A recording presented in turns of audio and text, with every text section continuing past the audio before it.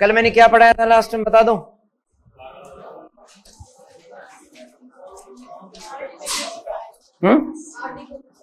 Okay, राखल दास बनर्जी, ठीक है जी। Okay, ये जो सिंधु घाटी सभ्यता हम लोग पढ़ रहे थे,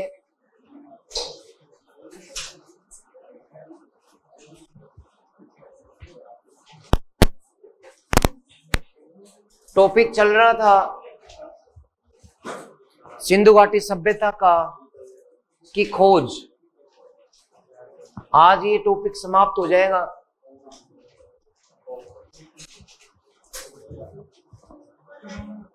जैसे मैंने आपको बताया कि उस समय भारतीय पुरातत्व एवं सर्वेक्षण विभाग के निदेशक कौन थे?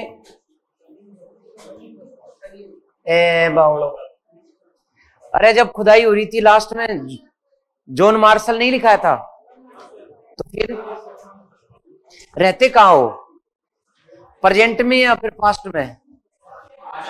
पास्ट में कब तक रहोगे? आपको तो फ्यूचर देखना चाहिए, आप बहुत पीछे जा रहे हो। भारतीय भूल गए, सब कल की बात ही भूल गए, तो कैसे काम चलेगा? भारतीय पुरातत्व एवं सर्वेक्षण विभाग स्थापना किसने की थी? भारतीय पुरातत्व एवं सर्वेक्षण विभाग की नहीं पता? लॉर्ड कर्जन ने। हाँ, अब ठीक है, अब ठीक है, अब आया उत्तर, बिल्कुल सही है। अब लग रहा है कि हाँ कुछ बच्चे सचेत हुए हैं। इस विभाग के महानिदेशक सर जॉन मार्शल। मैंने बताया मार्शल महोदय के दो सहायक अधिकारी, नंबर 1 दयाराम साहनी। तो जो दयाराम साहनी थे वो कब गए थे रावी नदी के किनारे? 1921 में। किसकी खोज की इन्होंने? हड़प्पा स्थल की खोज की। और इसका खोज किया, उत्खनन किया? उत्खनन किया। अब आपसे क्वेश्चन पूछेंगे कारण कथन में कि हड़प्पा की खोज प्रारंभ करने वाले व्यक्ति सर दयाराम साहनी थे। कथन गलत है या सही? तो खोज करने वाले कौन थे? चार्ल्स मैसन, 1826। खोज करने का मतलब है इशारा करना। उत्खनन का मतलब क्या है? खोद कर बाहर निकाल देना कि ये है सब। इसके बाद में दयाराम साहनी के बाद में इनके और दूसरे साथी कौन थे? राखल दास बनर्जी।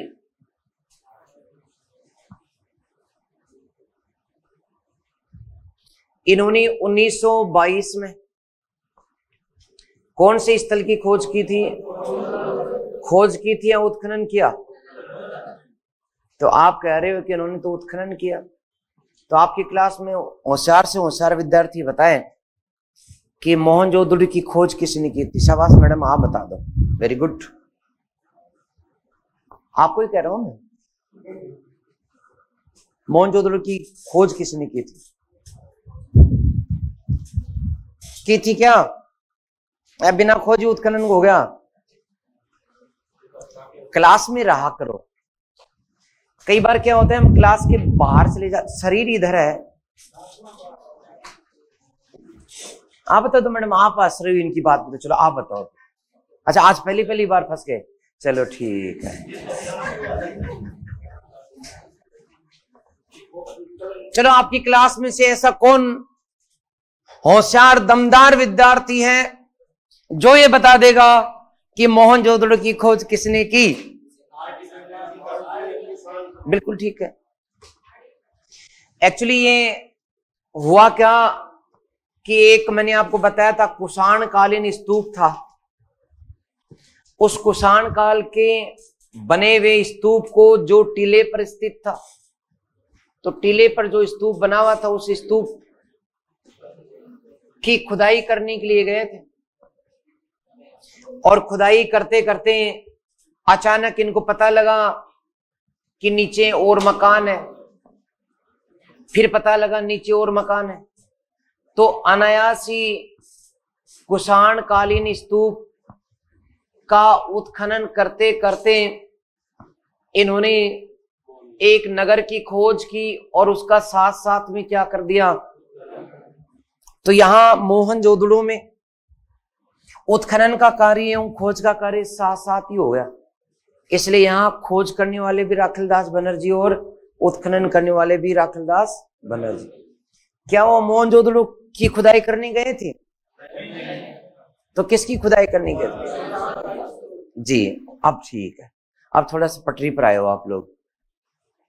दिक्कत कहाँ है कि क्लास में और विद्यार्थीगण जो है उनमें से 2-5 की तो रुचि है पढ़ने में, बाकी को ये लगता है कि आरएस की तैयारी कर रहे हैं ना बस बहुत है, थानेदार की तैयारी कर रहे हैं ना, कोचिंग में एडमिशन ले लिया ना, क्लास में आते हैं ना, और क्या मर थोड़ी जाएंगे। इतना बेमन से बैठते हैं, इतना मन खराब होता क्लास में आने पर चीजों को देखने में। और कई कई विद्यार्थियों को तो ये भी लगता है कि वो जब मैं पढ़ा रहा होता हूं तभी वो एक दूसरे से कोई ना कोई बात शेयर करके या कोने मार रहे होते हैं किसी न किसी बात पर, उनका ध्यान ही नहीं है। क्योंकि सच्चाई है कि आधी क्लास बेमन से बैठाई गई है, कोई मान सम्मान के लिए और कोई घर वालों के प्रेशर में, कोई सगाई करवाने के लिए बेमन से बैठे हुए क्लास। लेकिन कुछ एक स्टूडेंट हैं जो कि अनुभवी भी हैं, इसीलिए फार्म भरने वालों की संख्या 1000, सिलेक्शन होने वालों की संख्या 1, तो ऐसी ही तो भीड़ छटती है। तो आप कंसंट्रेट कीजिएगा। मैं चूंकि आरएस में सिलेक्टेड हूं, मैंने ये ठोकरें भी खाई है, मैंने देखा भी है और लंबे समय से पढ़ा भी रहा हूं, इसलिए जो मैटर है वो तो मैं आपको दे रहा हूं। यही आएगा। पुराने साल के मेंस के पेपर देख लो, थानेदार जी आप भी अपने पेपर देख लो, मैटर तो यहीं से निकलेगा। लेकिन आप कितना समझ पाओगे ये इंपॉर्टेंट बात है। देखते हैं कि अंतर कैसे होता है। अंतर ऐसे ही होता है कंसंट्रेशन का। चलिए ये दोनों हो गए। सब लोग बात कर रहे थे, ये दोनों खुदाइयां कर रहे थे और मीडिया वाले और सब लोग बात कर रहे थे कि अब 1000 साल पुरानी सभ्यता अस्तित्व में आने वाली है। कितने वर्ष पुरानी? 1000 वर्ष प्राचीन सभ्यता का वेट कर रहे थे। अनेक इंग्लैंड की और एशियाटिक सोसाइटी के सदस्य इस बात पर बहस कर रहे थे कि नहीं ये 1200 साल पुरानी सभ्यता, कोई कह रहा था नहीं जी 800 साल ही, कोई कह रहा था नहीं पूरी 1000 है। अपने अपने तर्क थे। ईंटों की बनावट के आधार पर ईयर डिसाइड हो रहे थे, लेकिन 3-4 साल तक 1924 में तक सर जॉन मार्शल ने कुछ नहीं बोला, जबकि सब इनकी प्रतीक्षा कर रहे थे कि उत्खनन इसका भी लगभग आधा हो लिया और इसका भी आधा हो लिया, और ये बोल क्यों नहीं रहे? ये क्यों नहीं कह रहे कि 1000 साल पुरानी या 900 साल पुरानी? फिर कहे कि भारतीय पुरातत्व विभाग क्या है, निदेशक है, ये नहीं बोले। मीडिया वालों ने उपेक्षा शुरू कर दी, नहीं बोले। ब्रिटेन से, जर्मनी से कई पुरातत्ववेत्ता है, उन्होंने में अपने अपने मतांतर रखे हैं, लेकिन ये नहीं बोले। और अंत में ये कब बोले? 1924 में बोले। 1924 में इन्होंने अपना एक प्रसिद्ध लेख, एक पत्रिका जिसका नाम लंदन वीकली, उस पत्रिका के अंदर अपना लेख प्रकाशित किया जिसका शीर्षक था इंडस सिविलाइजेशन। इस लेख में इन्होंने दुनिया को बताया कि यह ना तो 800 साल पुरानी है, ना ही 1200 साल या 1000 वर्ष पुरानी है, बल्कि मैं जिस सभ्यता की बात कर रहा हूं वो आज से करीब 7000 वर्ष प्राचीन सभ्यता है। मैंने 7000 वर्ष पुरानी दुनिया की सबसे प्राचीनतम सभ्यताओं में से एक की खोज की है। ऐसा इनको कुछ मिला। एक यूपीएससी प्री में क्वेश्चन से निकला, आप लोग इसको सोल्व करें। देखिए मैं क्वेश्चन दे रहा हूं, उत्तर मैं बाद में बता दूंगा, पहले आप लोग माथापच्ची करें जिससे आपकी सोचने की दिशा ठीक हो। मार्शल महोदय ने 1924 में सिंधु सभ्यता को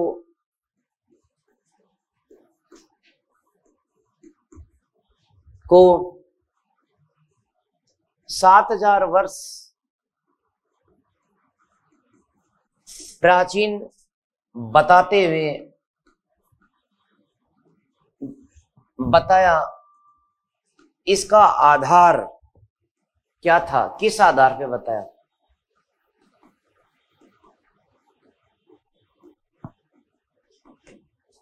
तो ऑप्शन में दे रहा हूं, आपको दिमाग यहां लगाना है। नंबर 1 सिंधु सभ्यता के अभिलेखों के आधार पर।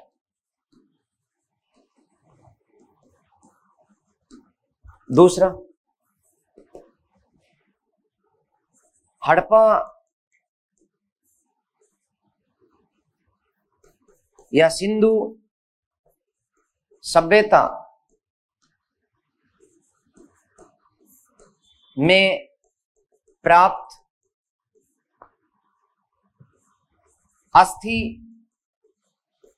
अवशेषों के आधार पर। तीसरा, लोहे के आधार पर। डी, प्राप्त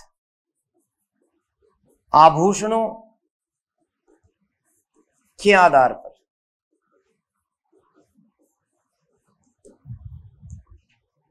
मेरे से बाकी ऑप्शन तो मुझे याद आ गए, लेकिन सेकंड ऑप्शन जो है वो मुझे पूरा एक्यूरेट शब्द उसके याद नहीं आए। मानव कंकाल शब्द था या अस्थि अवशेष, ऐसा कुछ था बस। तो दिमाग आप लगाएं प्यारे दोस्तों। तो वैसे तो बी बहुत सारे हैं, तो बी वाले हाथ खड़े कर दो जरा।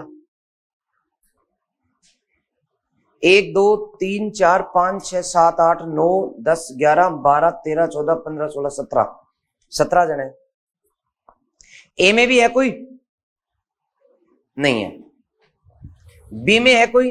वो तो हो गया 17। सी में है 1 2 3 4 5 6 7 8 9 10 11 12 जने।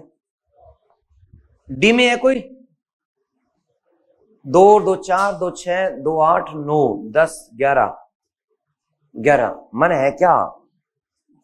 आया तो हाथ पूरा नीचे बेटा या फिर पूरा ऊपर? हाँ, तो कुल मिलाकर के आपकी बार जो है ठीक ठीक बैलेंस है। और ये अच्छी बात है कि आपने किसी ना किसी में हाथ खड़े किए हैं, अच्छा है। अभी परीक्षा में ऐसे क्वेश्चंस को देखते ही आपको जरूर कौंदेगा है उत्तर। इसका सही उत्तर जो है वो है सी। क्योंकि जब वो 3 साल तक नहीं बोल रहे थे तो कभी मोहनजोदड़ो और कभी हड़प्पा से सारी वस्तुएं जब तक प्राप्त नहीं हुई तब तक उन्होंने कोई भी कालक्रम नहीं दिया। और अंत में हड़प्पा और मोहनजोदड़ो की समस्त वस्तुओं को खंगाला।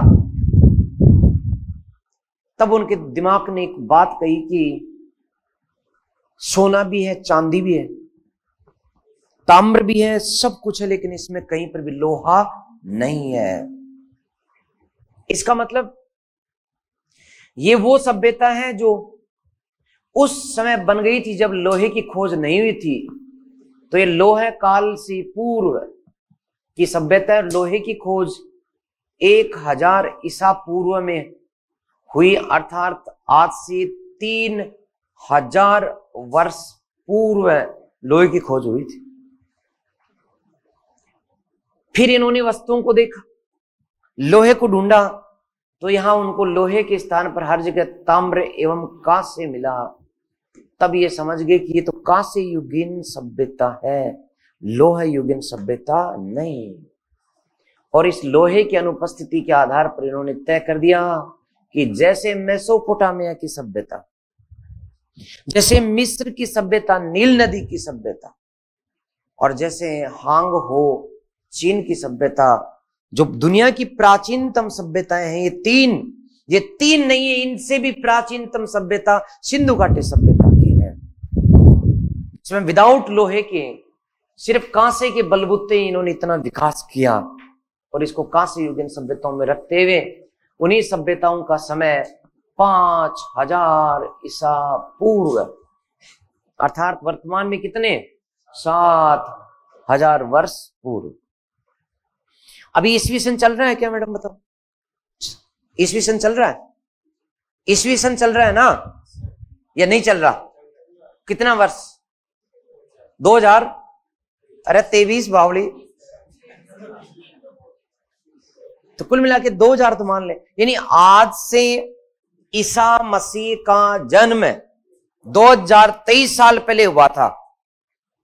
जिस वर्ष ईसा मसीह का जन्म हुआ उस वर्ष को 0 मान लिया गया, और उसके बाद जितने भी वर्ष हो गए हम लोग गिनते जा रहे हैं, 2023, 2024। आपका जन्म कब हुआ था? 2005, 2000 या 1990 या 1970? अच्छा 70 में हुआ, फिर तो आउट हो तुम, फार्म नहीं भर सकते। खैर, हाँ जी, अब हमारे पीछे क्यों पड़े हो? वैसे लड़कों को डेट ऑफ बर्थ बताने में दिक्कत नहीं है। 5 मार्च 1988 दिक्कत नहीं है। 5 मार्च को मेरा बर्थडे आता है हर साल, तो 1988, तो कोई बात नहीं। आप तो सारे, मुझे लग रहा है मेरे 5-7 साथियों को छोड़ दूं तो सब 21वीं शताब्दी के व्यक्ति हो। जी बिल्कुल, 2000 के आसपास या 2000 के बाद, ये मान लो। वो लड़कियां सारी 2005 के बाद की हैं, ऐसा नहीं है क्या? ऐसा सुना है मैंने कि लड़कियों की उम्र बढ़ना बंद हो जाती है एक सीमा के बाद में, फिर वो 18 साल 19 साल में बताती रहती है, चाहे 35 हो, कितनी 20 साल हुई होगी। प्लीज बुरा मत मानना, कोई भी नहीं मत मानना।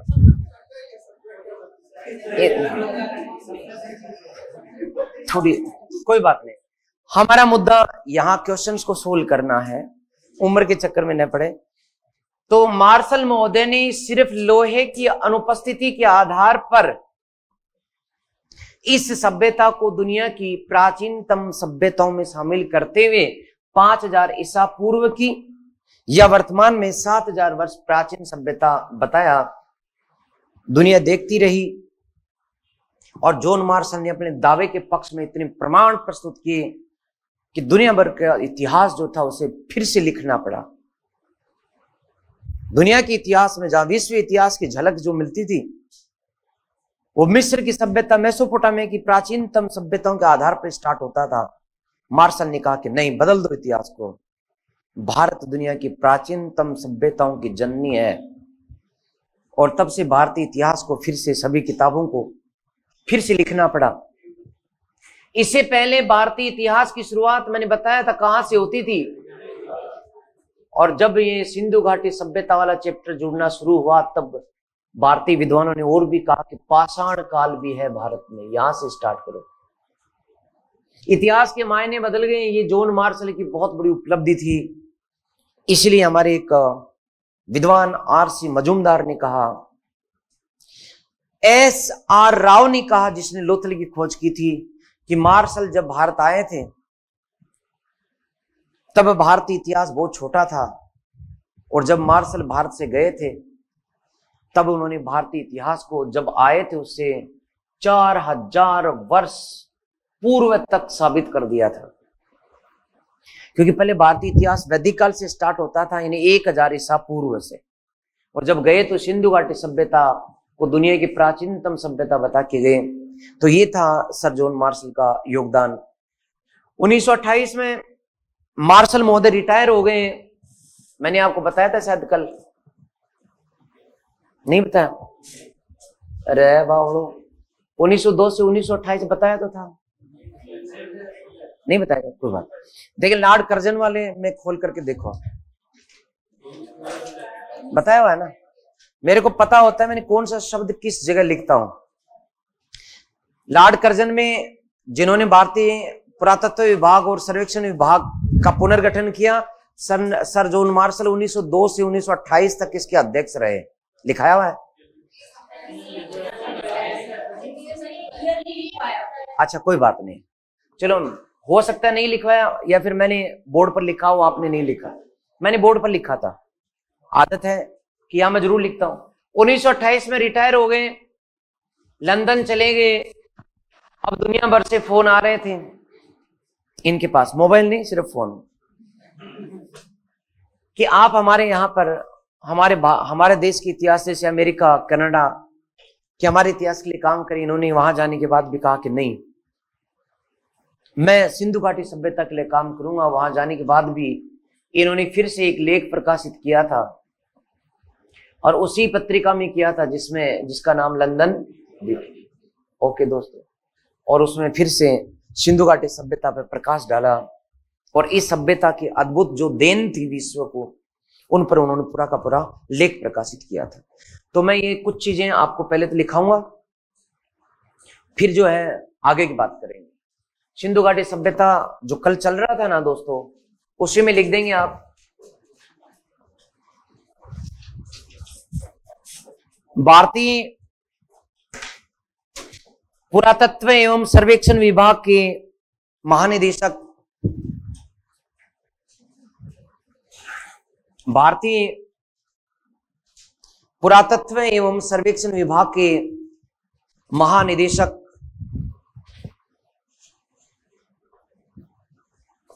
सर जॉन मार्शल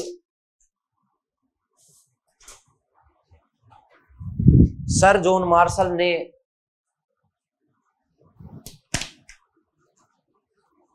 1924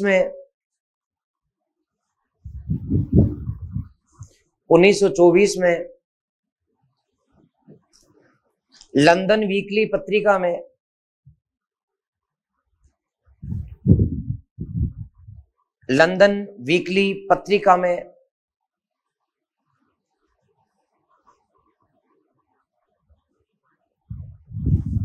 एक लेख प्रकाशित किया।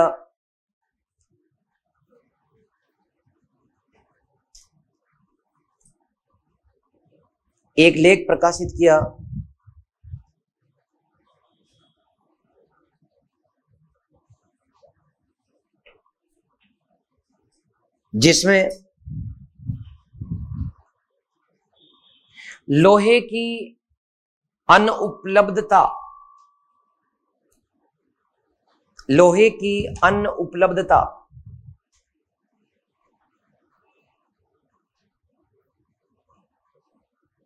के आधार पर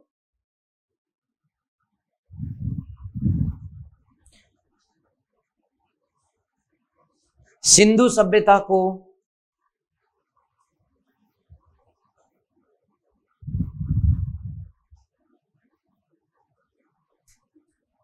5000 ईसा पूर्व, 5 ही बोला है मैंने शुरू से, 5, ये 4 तो अलग बात थी। आज से 7000 हो गया दोस्तों, और 7 में से 2 निकाल दो ईस्वी के आगे वाले, 2023 तो 2 मान लो, 2 निकाल दिए तो कितनी बच गए? 5। तो ईसा के पहले की कितनी? 5000। 5000 ईसा पूर्व कहो या आज से 7000 वर्ष पूर्व कहो, एक ही बात। तो 5000 ईसा पूर्व की कांस्य युगीन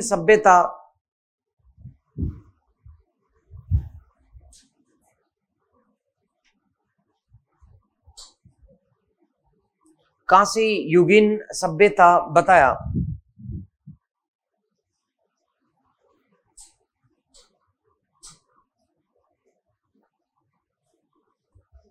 उन्नीस सौ अट्ठाईस में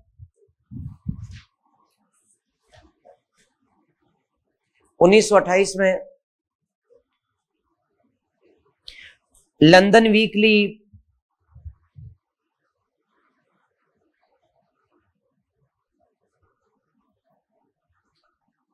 पत्रिका के दूसरे लेख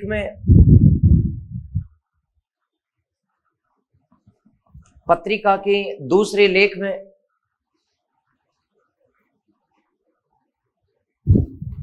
इसे प्राचीनतम कांस्य युगीन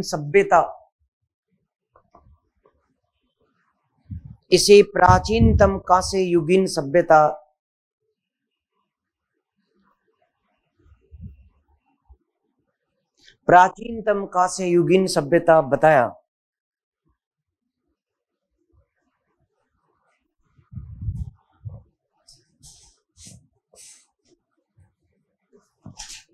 तो प्राचीन कांस्य युगीन सभ्यताएं कितनी है दोस्तों? तुलना करके आप लोग जानते हैं। सबसे पहले जो खोज हुई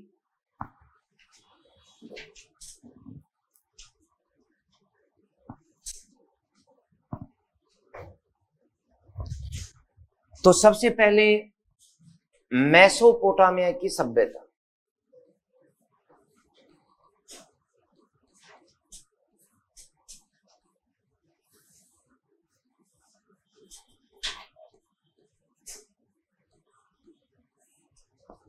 सेकंड नंबर पे सिंधु घाटी सभ्यता।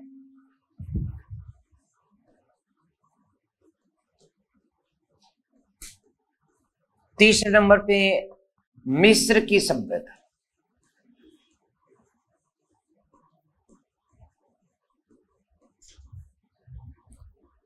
चौथे नंबर पर चीन की सभ्यता।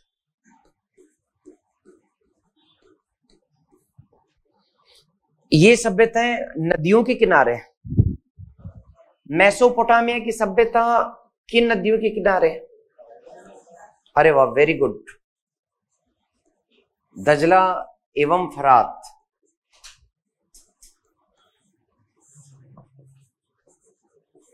नदी तट। देश कौन सा है बताना तो?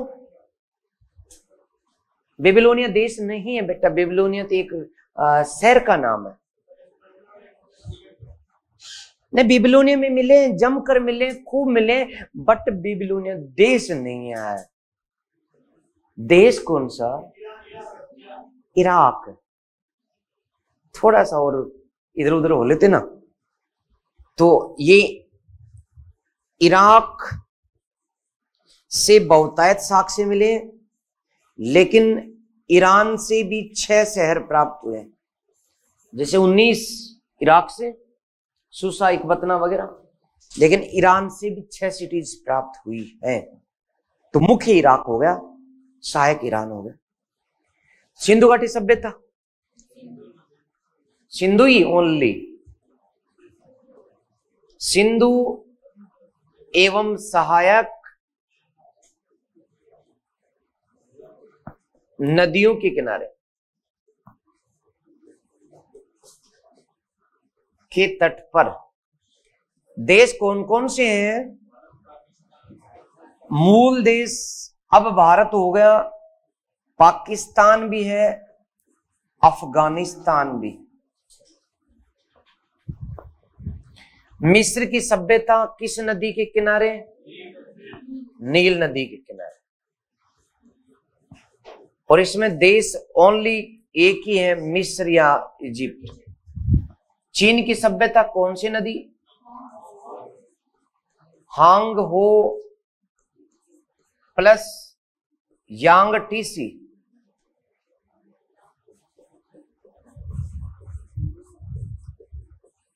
प्लस सीकियांग। सीकियांग की सभ्यता ये किस देश में है दोस्तों? चीन में। ओके, हमने जो बात की उसमें एक एक शब्द और जोड़ेंगे विशेषताओं का। मेसोपोटामिया की सभ्यता अब तक साक्ष्यों के अनुसार ये सबसे प्राचीन है, प्राचीनतम सभ्यता। सिंधु घाटी सभ्यता सबसे विकसित है, इसके जैसे नगर नियोजन कहीं नहीं है, सबसे विकसित।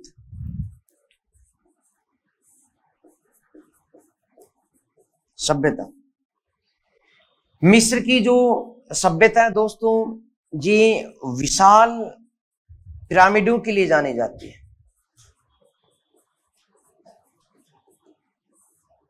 इन्होंने विशाल पिरामिडों का निर्माण किया, आज भी दुनिया के महान आश्चर्य में शामिल है। और चीन की ये जो सभ्यता है, ये सबसे नवी है, सबसे बाद में यही बसी थी, नवीनतम सभ्यता। चीनी लोग नकल करते हैं, तो इन्होंने बहुत बाद में ये सभ्यता बसाई। ओके, तो ये है अपनी प्राचीन कांस्य युगीन सभ्यताएं, इनको उतारना चाहिए आपको अपने रजिस्टर में।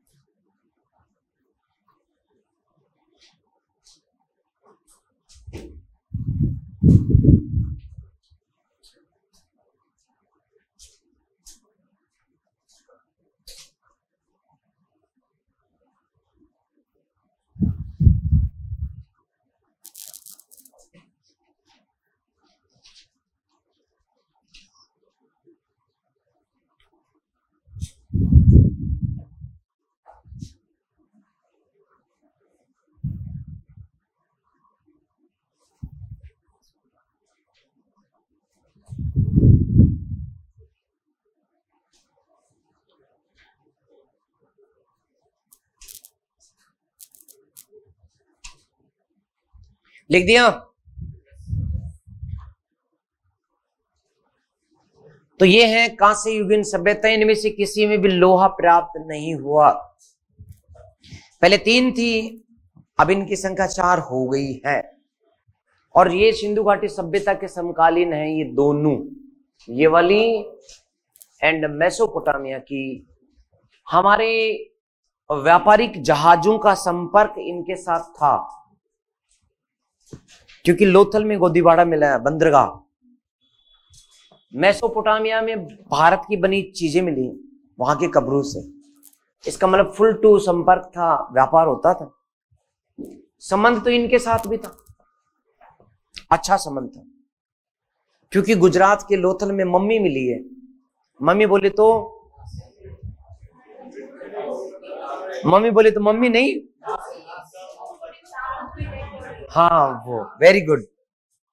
अब कुछ बच्चों को लग रहा है कि वो क्या गया, मम्मी तो मम्मी होती है आज तक।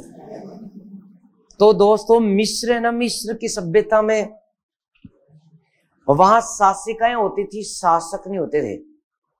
वहां मात्र सत्तात्मक परिवार था मिस्र की सभ्यता में। आप नेट वेट पे पढ़ोगे पता लगेगा, मात्र सत्तात्मक परिवार था। और वहां की बुराई ये थी कि भाई बहन में विवाह होता था, सगे भाई बहन में या फिर पिता के साथ पुत्री का विवाह होता था। तो ये उस समय के आधे विश्व में होता था। जैसे अरब कंट्रीज में भी पहले से प्रचलन था, इसलिए वहां आज भी जो है चाचा ताऊ में, मामा में विवाह होता है अरब कंट्रीज में। और तो और अपना पृथ्वीराज चौहान जो है, उसने भी तो मौसी की लड़की स्वयं की तरह विवाह किया था। तो पहले ये सब संभव है जी।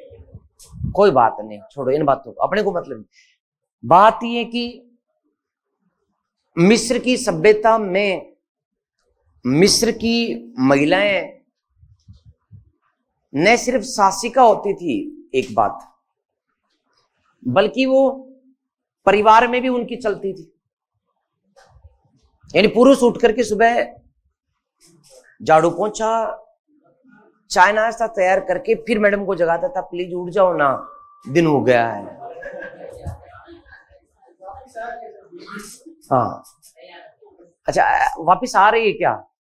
आपको ऐसा इतना कटु अनुभव कैसे हुआ?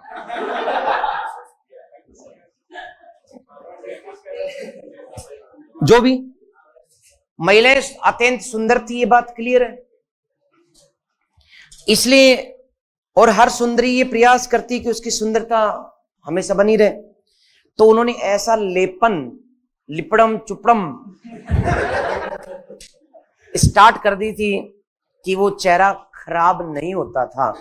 यहां तक कि मृत्यु के बाद भी ऐसा लेप करते थे चेहरे और बॉडी पर कि वो सब आज भी वैसे के वैसे, भले ही उनको 5000 साल वर्ष बीत चुके हैं। साइंस भी इस पर आश्चर्य करती है कि इन्होंने ऐसा प्रोटेक्शन बैक्टीरियाज के विरुद्ध दिया कि कोई बैक्टीरियाज पनपा ही नहीं। वो चेहरा, वो कांति आज भी मौजूद है उन मम्मियों के। मम्मी में जेंट्स भी मम्मी हो सकता है, जैसे वहां के राजा फराओ, उन फराओज, हालांकि वहां के राजा को फराओज कहते थे, लेकिन फराओ एज ए दीवान की भांति काम करता था, एज ए प्रधानमंत्री की भांति काम करता था। सुप्रीर उसकी पत्नी होती थी, वो पत्नी की हैसियत से काम करता था, क्योंकि मात्र सत्तात्मक परिवार थे सभी में। यहां पर भी मात्र सत्तात्मक परिवार प्रणाली थी, मैं पढ़ाऊंगा आपको। तो प्राचीन सभ्यताएं जितनी भी थी सब मात्र सत्तात्मक थी, माताओं की चलती थी, महिलाओं की चलती थी, और पुरुष चुपचाप काम करते थे और घर को साफ रखते थे।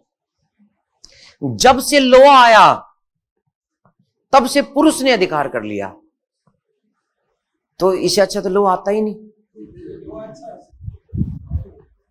खैर जो भी, तो इनको जो ये शव को संरक्षण रखने के लिए जो लेपन करते थे, जो केमिकल चुपड़ते थे शरीर पर, वो कभी खराब नहीं होते थे दोस्तों। और इसका परिणाम ये हुआ कि गुजरात में सिंधु घाटी सभ्यता का एक स्थल है लोथल, वहां एक महिला के शरीर पर लेपन किया हुआ प्राप्त हुआ, आज तक वो सब सुरक्षित है और वो सब वहां नहीं है, वो सब जयपुर में है।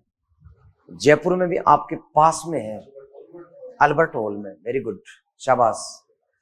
अल्बर्ट हॉल में वो मम्मी आज भी रखी हुई है। आप चाहो तो उसका फेस देख सकते हो कि 6000 साल पुरानी कोई महिला जो कितनी सुंदर थी, आज उसका चेहरा बरकरार है। समझ लो। हाँ, तो ये कहते हैं मम्मी। तो मम्मी आई कहां से?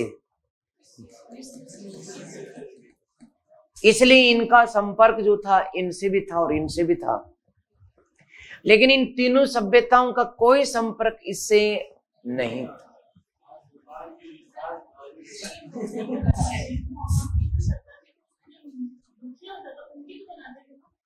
नहीं, उनकी नहीं, जरूरी नहीं है। जैसे व्यापारियों की मम्मियां बनी। पैसा होना चाहिए मैडम, आज भी उस जमाने में सब कुछ होता है।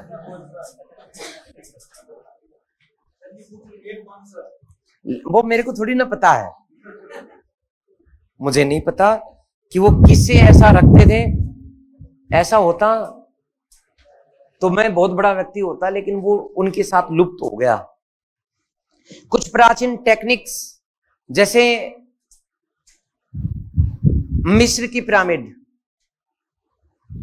वो कैसे बने, वो टेक्निक लुप्त हो गई है। पता ही नहीं है कि उन्होंने किस तकनीक से इनके विशाल पत्थरों को इतने ऊपर तक ले गए। ये जो पिरामिड है, इस प्रकार से बनाए गए ये पिरामिड कि चट्टाने टोटल सब चट्टाने और एक प्रकार की चट्टाने इनको रखा गया। कैसे ले गए? कोई भी चट्टान 10 टन से कम नहीं है। पत्थर को जमीन पर गढ़ा गया है। जैसे एक चट्टान ऊपर जो आप लगा रहे हैं, उस चट्टान में नीचे आपने 2 आकृतियां ऐसी बना दी, और दूसरी चट्टान जो उसके नीचे लगेगी उसमें उसी अनुपात में आपने गड्ढे कर दिए। जैसे मान लो ऊपर वाली चट्टान यहां लगेगी, तो इसमें इसी अनुपात में जो है ये गड्ढे हैं। तो ये यहां आकर सेट होता था, आज तक हिल नहीं पाई है। कोई चूना नहीं है, कोई सीमेंट नहीं है, कुछ भी नहीं है, लेकिन हजारों साल आंधी तूफान बारिश धूप सब सहते हुए स्थिर है। और जब तक पृथ्वी है, जब तक मनुष्य बमों से नष्ट नहीं कर दे, स्थिर रहेंगे। इनका टेम्परेचर, इनके जो द्वार हैं, इनके अंदर 37 डिग्री रहता है, ना बढ़ता ना घटता। जबकि ये मिस्र दुनिया के सबसे ऊंचे तापमान वाली जगह, सहारा के मरुस्थल के बीच में स्थित है, फिर भी इन पिरामिडों में 37 डिग्री से ऊपर तापमान नहीं जाता, ना ही नीचे आता है। स्थिर कर दिया टेम्परेचर को इन्होंने। इसके पीछे राज यही है कि पिरामिडों की संरचना उन्होंने इस प्रकार से बनाई है कि वो टेम्परेचर वहीं पर मेंटेन रहे। जब धूप सूर्य दक्षिण की ओर जाता है, तब ये चट्टानें ऐसी लगाएगी जो गर्म होती हैं, टेम्परेचर देती हैं। और जब सूर्य ऊपर चमकता है, तो इस दक्षिण साइड की चट्टान के बजाय उत्तर और पूर्व पश्चिम की चट्टानें, जो कि सूरज से तप्त नहीं होती, थर्माकोल की भांति काम करती हैं, टेम्परेचर अंदर नहीं जाने देती। ऐसी चट्टानों का प्रयोग किया इन्होंने। विद्वान रिसर्च कर रहे हैं, अलग बात है, लेकिन बहुत सारी चीजें लुप्त हो गई, ये अलग बात है दोस्तों। ये आपने लिख दिया क्या? ये तो लिख दिया। अब अपने मोटी मोटी 3-4 बातें और बची। एक कि सिंधु घाटी सभ्यता का नामकरण, इसका क्या नाम रखा गया, क्या नाम होना चाहिए, वर्तमान में इसे क्या कहते हैं, आप बताओ। फिर आप होशियार स्टूडेंट हो तो बताएं कि सिंधु घाटी सभ्यता जो है उसका नाम सिंधु घाटी किसने रखा?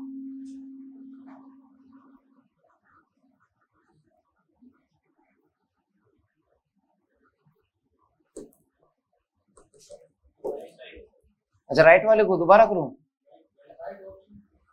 अच्छा, ओके, बड़े होशियार हो रहे हैं।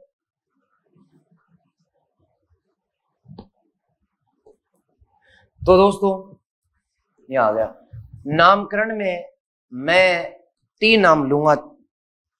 सबसे पहले सर जॉन मार्शल। तो सर जॉन मार्शल जो है, उन्होंने सिंधु नदी के किनारे ज्यादा स्थान मिलने के कारण इस सभ्यता को सिंधु सभ्यता कहा। लेकिन दूसरे विद्वान जिनका नाम था मुगल रफीक, मुगल रफीक ने सिंधु और सहायक नदियों के किनारे स्थित होने के कारण इसका नाम रखा सिंधु घाटी सभ्यता। ओके दोस्तों, लेकिन वर्तमान नाम जो है वो ये नहीं है। इतिहासकारों की एक अंतरराष्ट्रीय समिति की सिफारिश पर इसका नाम हड़प्पा सभ्यता रखा गया है। तो इसलिए इसे अब हड़प्पा सभ्यता कहते हैं। सुन लो एक बार कैसे। शुरू में जो स्थान खोजे गए, वो जो स्थान थे वो सारे पाकिस्तान में चले गए। आज पाकिस्तान में वो स्थान, जैसे हड़प्पा, जैसे मोहनजोदड़ो, चहुंदड़ो आदि पाकिस्तान में ज्यादातर स्थान चले गए। आजादी के बाद में बहुत सारे स्थानों की खोज और भी की गई। तो इनमें कुछ स्थान जैसे अफगानिस्तान में सोरतु गई, अफगानिस्तान में मुंडीगौक, पाकिस्तान में बलूचिस्तान में सुतका गेंडोर। इनको छोड़ो, उत्तर प्रदेश में आलमगीरपुर, जम्मू कश्मीर में मांडा और महाराष्ट्र में दईमाबाद। सबसे ज्यादा स्थान गुजरात में मिले, रंगपुर, लोथल, धोलावीरा। हरियाणा में भी बहुत सारे स्थान मिले। हरियाणा के अंदर जैसे राखी गढ़ी, वनावली, बहुत सारे स्थान, कालीबंगा राजस्थान में। कुल मिला के बात यह है दोस्तों, सिंधु नदी बहती है ये यहां से, ये सिंधु नदी। आप सिंधु सभ्यता नाम दे रहे हैं और आप गुजरात वालों को कह रहे हो अरे वाह वेरी गुड, आपके यहाँ सिंधु घाटी सभ्यता मिल गई। तो गुजरात के लोगों ने कहा कि बोले कौन सी सभ्यता? बोले सिंधु घाटी। बोले सिंधु ये क्या है? बोले नदी है। कहां बहती है? पाकिस्तान में। तो फिर हमारे यहाँ जो मिले वो सिंधु सभ्यता के क्यों? दैमाबाद वालों को कहा अरे वाह तुम्हारे यहाँ सिंधु घाटी सभ्यता, वो कहता है सिंधु नदी हमारे से हजारों किलोमीटर दूर, उसकी सभ्यता का हमारे लेना देना नहीं है, ये हमारी मराठी सभ्यता है। विवाद हो गया। और उत्तर प्रदेश वालों को कहा कि तुम्हारे यहाँ सिंधु सभ्यता, वो कहेंगे अरे हम गंगा घाटी के लोग, सिंधु घाटी हमसे कोसों दूर, क्या लेना देना? तुम पागल तो नहीं हो गए जो गंगा घाटी में सिंधु घाटी, सिंधु नदी बाहर है। इसलिए इस पर तगड़ा विवाद हो गया। अफगानिस्तान के जो लोग थे उन्होंने भी विरोध कर दिया कि हमारे सिंधु नदी से कोई लेना नहीं, कोई देना नहीं, हम नहीं रखेंगे नाम सिंधु घाटी सभ्यता। महाराष्ट्र के लोगों ने विरोध कर दिया कि नहीं रखेंगे सिंधु घाटी सभ्यता। जब नदी सिंधु नहीं है, नदियां अलग अलग हैं, फिर सिंधु घाटी सभ्यता इसको क्यों कहें? ये न्याय नहीं है। इसलिए दोस्तों फिर इतिहासकारों की कमेटी बैठी, इन्होंने विचार किया कि बोलो क्या नाम रखे रहे, क्या नाम रखे। तब आपके जैसे किसी होशियार स्टूडेंट ने, इतिहासकार ने एक सुझाव दिया कि विवाद का समाधान तभी हो सकता है, भारत वाले कोई नाम सुझाते हैं, ये विरोध कर देते हैं, ये कोई नाम सुझाते हैं, भारत वाले और अफगानिस्तान वाले विरोध कर देते हैं। कई दिन तक चल लिया। अंत में एक युवा साथी ने विचार दिया कि सबसे पहले किस स्थान पर की खोज हुई और उसका उत्खनन हुआ, उसी के आधार पर नाम रख लो। तो सबने कहा बोले सबसे पहले तो हड़प्पा की खोज हुई थी यार, और हड़प्पा जो स्थल है उसी का उत्खनन 1921 में दयाराम साहनी ने किया था। तब सभी विद्वानों ने मिलकर कहा कि ठीक है, तो फिर इसका नाम हड़प्पा सभ्यता रख लेते हैं। और तब से इसको हड़प्पा सभ्यता कहा जाता है। इस सारी का नाम क्या है? हड़प्पा सभ्यता। तो हड़प्पा सभ्यता जो पूरी है 3 देशों में फैली हुई, जबकि हड़प्पा स्थल वो एक है इनमें से। जैसे 3000 स्थान मिले, उनमें से हड़प्पा स्थल तो एक स्थान है, और एक कंप्लीट सभ्यता का नाम क्या है? तो हड़प्पा सभ्यता और हड़प्पा स्थल दोनों में अंतर है क्या?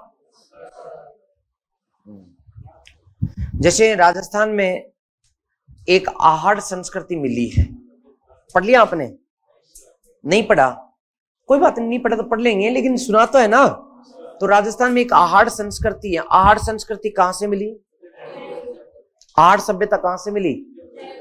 गलत बात। आहड़ सभ्यता उदयपुर के साथ साथ राजसमंद यानी गिलूंड, भीलवाड़ा, हाँ, में 3 जिलों में फैली हुई। उदयपुर, राजसमंद और भीलवाड़ा में ओजाना वगैरह भी मिले।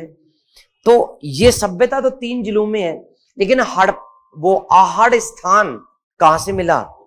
उदयपुर से। तो आहड़ स्थल अलग है, आहड़ सभ्यता अलग है। हड़प्पा सभ्यता कंप्लीट सभ्यता जो 3 देशों में फैली हुई, इसी का एक स्थान कौन सा है? हड़प्पा स्थल। अब क्वेश्चन ये आया है, वर्तमान में सिंधु घाटी सभ्यता को किस नाम से जानते हैं? हड़प्पा सभ्यता, ये वर्तमान नाम है दोस्तों, हड़प्पा सभ्यता। ठीक है, तो एक तो ये आप उतारेंगे नामकरण में। तो बात ये हुई कि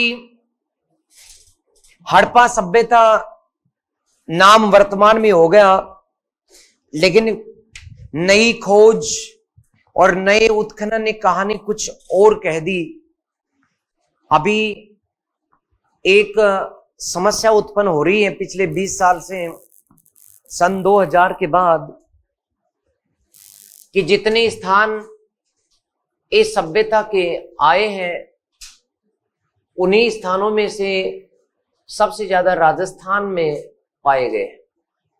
और राजस्थान में ये स्थान पाए जाने के कारण अब विद्वान कह रहे हैं कि नहीं, अब नाम फिर बदलो और इस सभ्यता का नाम सरस्वती नदी घाटी सभ्यता करो, क्योंकि सबसे ज्यादा स्थान प्राचीन सरस्वती नदी के किनारे ही मिले हैं।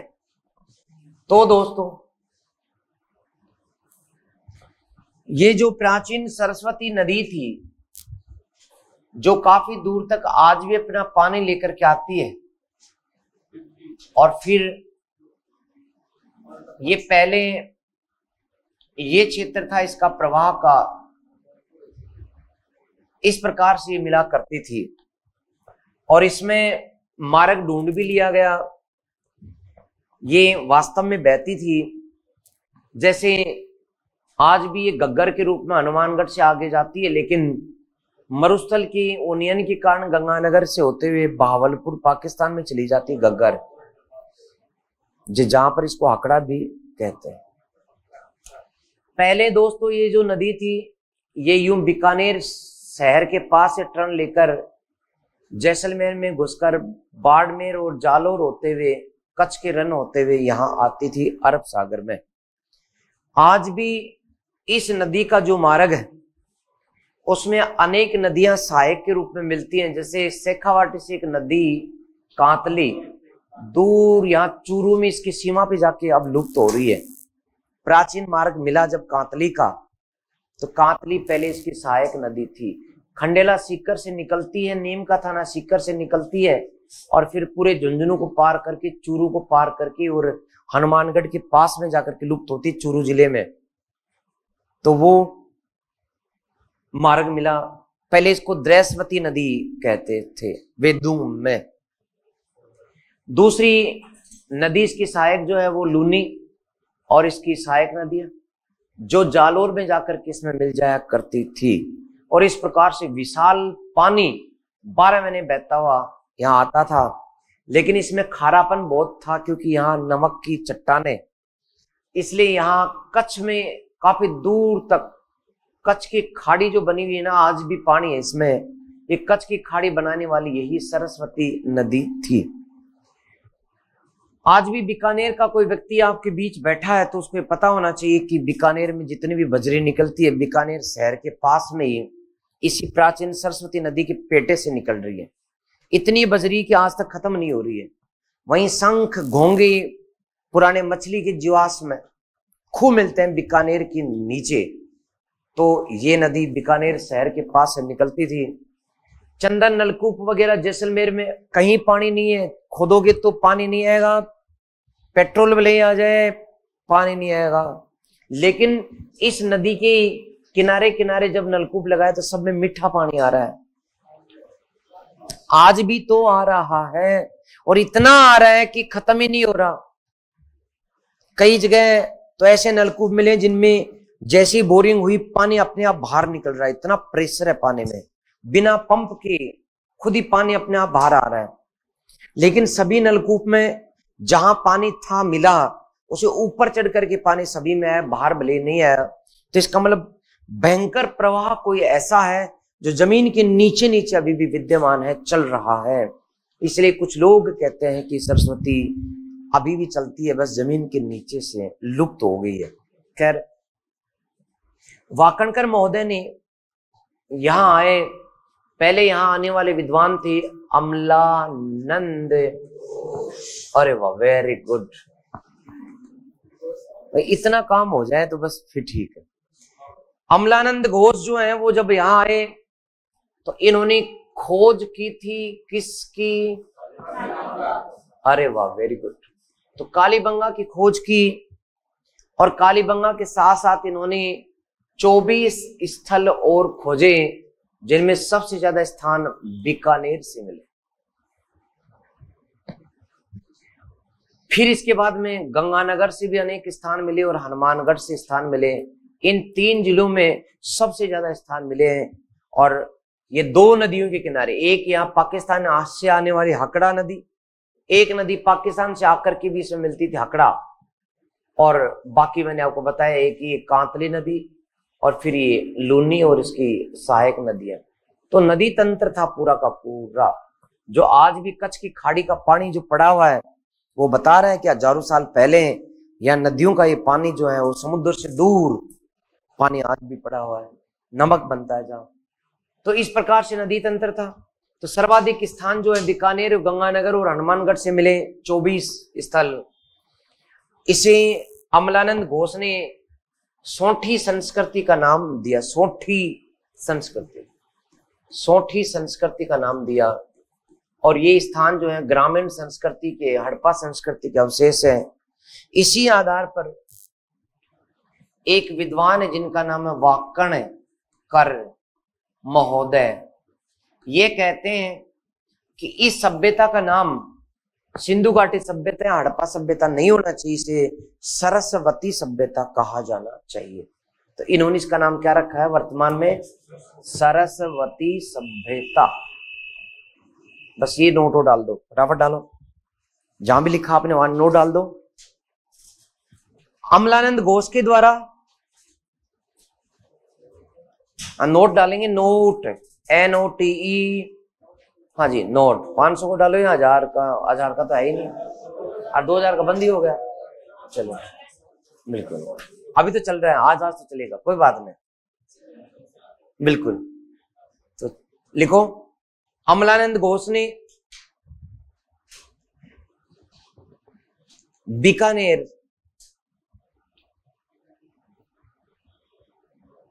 एवं गंगानगर तथा हनुमानगढ़ से, बीकानेर, गंगानगर एवं हनुमानगढ़ से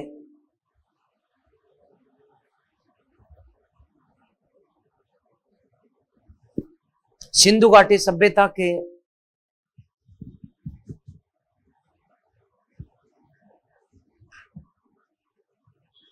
समकालीन 24 स्थलों की खोज की।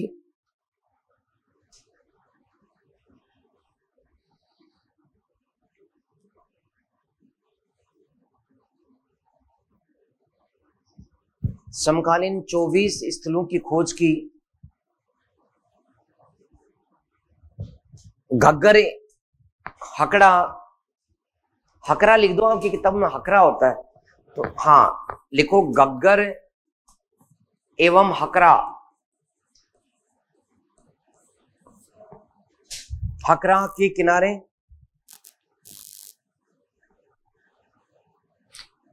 अनेक सिंधु घाटी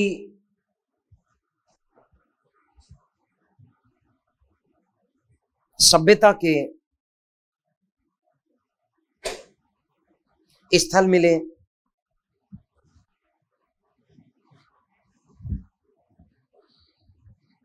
ये सभी स्थान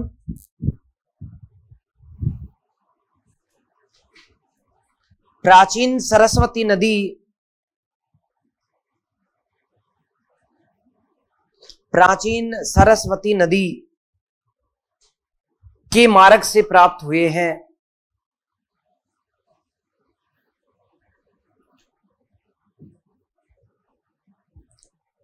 अतः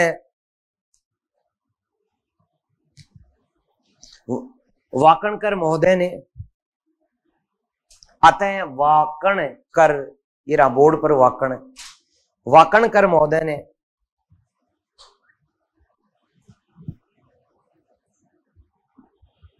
इस सभ्यता का नाम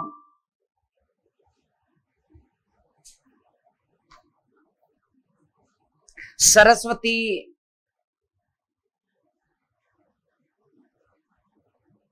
सभ्यता या सरस्वती सभ्यता या सिंधु डैश सरस्वती सभ्यता बताया। सरस्वती सभ्यता या सिंधु डैश सरस्वती सभ्यता बताया।